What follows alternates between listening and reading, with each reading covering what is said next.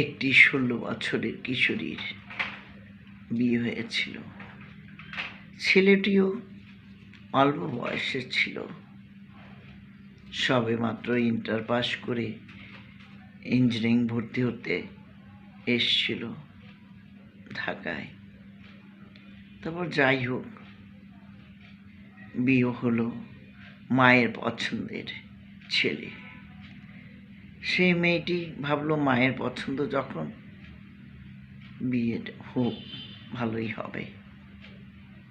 মেয়ের কোনো ইচ্ছে ছিল না।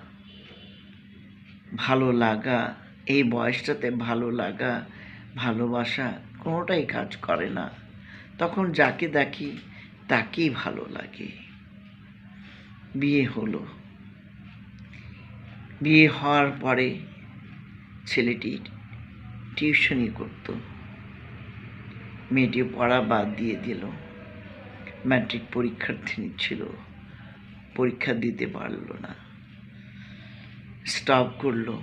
কারণ ছেলেটি পড়ছে, পড়া দুজনে একসাথে পড়তে গেলে অনেক টাকার প্রয়োজন।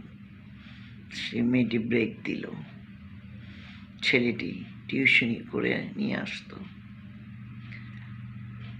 টিউশনি করে সংসার চালাতো।